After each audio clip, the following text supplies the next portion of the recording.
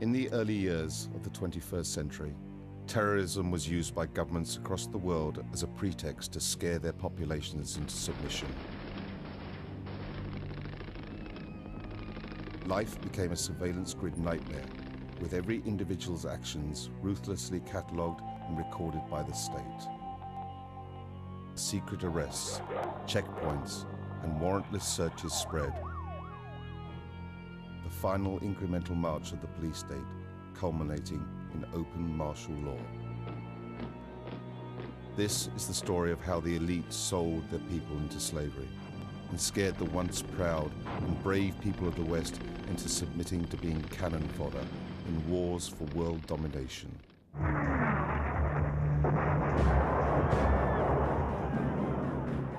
Our enemies have made clear the danger they pose to our security.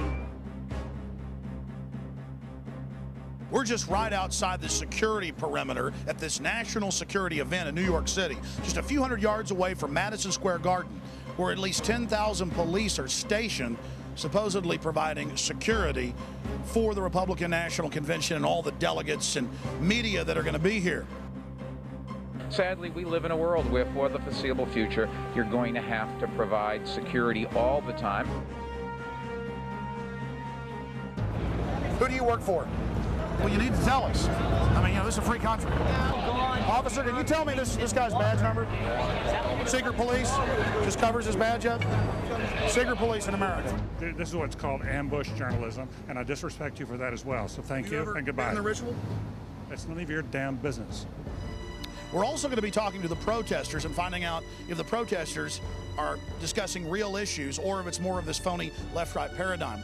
On Monday, that Zogby poll was released that showed 50% of New York City residents believe the government had foreknowledge and made a conscious decision not to intervene. 50% of the people who live in New York believe that. Both candidates are cousins. They're skull and bones. They're bringing in big government and tyranny. The evidence is clear. The military-industrial complex was intimately involved in 9/11. Many of the nearly 2,000 protesters arrested over the past few days have been taken to an old bus depot on Manhattan's West Side. We should call this facility what it is, and it's a concentration camp. It's the Pier 57 concentration camp. Oh yeah, folks. We're in the middle of it now.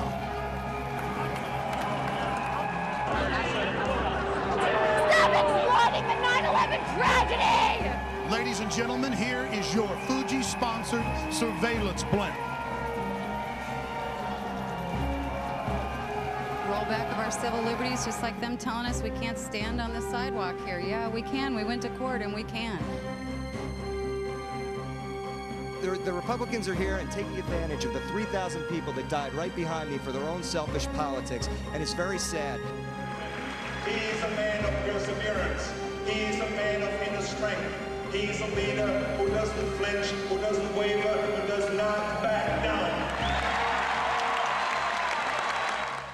On September 11th, America was attacked.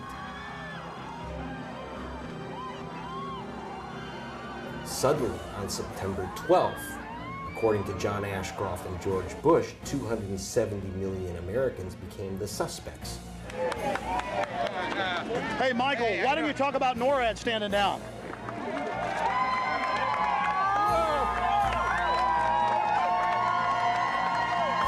Why don't you talk about NORAD standing down, Michael?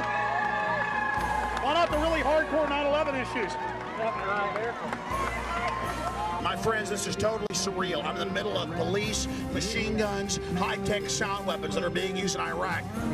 And the would-be dictator is on the radio. I'm in the middle of New York City. It's a hellhole of surveillance and police state. And the Bill of Rights being torched, being destroyed. If you're here at 11:35, they will arrest you.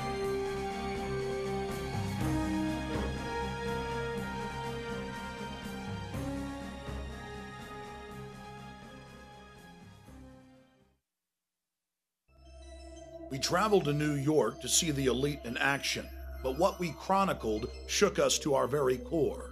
We were witnesses to the elite's ideology, to their mindset, their vision, their philosophy, and the martial law system that they are constructing, not just for the American people, but the population of the world. We're just right outside the security perimeter at this national security event in New York City, just a few hundred yards away from Madison Square Garden, where in just a few hours they'll be starting up the official coronation, Skull and Bones coronation part 2 for John Kerry's cousin, George W. Bush, right here in New York City. We'll chronicle the police state, the surveillance blimps, the sound wave cannons, and we'll discuss 9/11 with New Yorkers by traveling to Ground Zero and find out how many of them are questioning the official story that has holes in it that you can fly a 747 through. You were saying that a lot of people aren't on the street now. What percentage of New Yorkers have left town? 50% have left? Are New Yorkers happy about the RNC coming to town? They don't. They're not happy? Sir, what percentage of New Yorkers like Bush and like the convention being here? I think about 10%. What does the other 90% think? They left city. Everybody here. Everybody's gone? How many, like 10% of the city's left? Half the city? What would you say is left? 80%. 80% is left?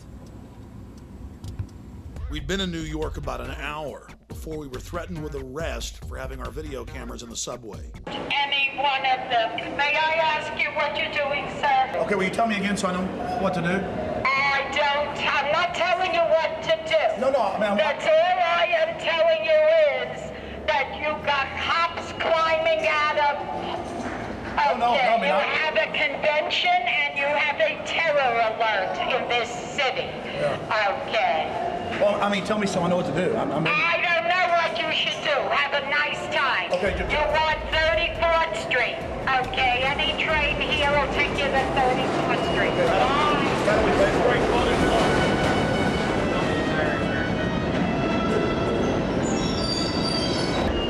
We were then threatened a second time with arrest for filming on the New York subway. And a woman who was separate from our group had her film camera taken, smashed, and the film destroyed. The footage you're about to see was shot clandestinely as the police took action against us. I got to talk to her because she took a picture. I can't get arrested. I can't. Let's not shed a tear over this now. Why are we playing games? John, you're a witness to what just happened. What did we do? We took a picture of a homeless person, felt sorry for her, and gave her some money. And then we were promptly almost arrested by Port Authority police in a subway. The police had been arresting reporters across the city, and a judge had ordered them to stop, but that just seemed to encourage them.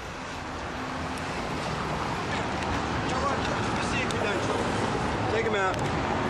How about we go to whoever gave those to you and get them revoked? I just asked you to do me a favor and not tape over here. It's my fault, sir. I'm his boss. No. Listen, first of all, I'm talking. I don't need you to interrupt me while I'm talking. Yes, all right? Okay. And I just got finished telling him that I don't want him taping over here nicely to go over to the island. Were you here when I said that? No, I was. So why are you interrupting me now? I said it's my fault. How is it your fault if you're not here? All right? How about we just leave? That would be a great idea. Okay. Why don't you leave? Okay. Did you get that? Oh, yeah. I've almost been arrested 3 times every day, anywhere in the city videotaping anything. It is an absolute nightmare. Hey, guys, get your cameras on. Yeah, what's going on? Good stuff. Okay, let me have well, number one. Hey, we're allowed to be here. Folks, this is martial law. Sir, how many police were in New York? 40,000.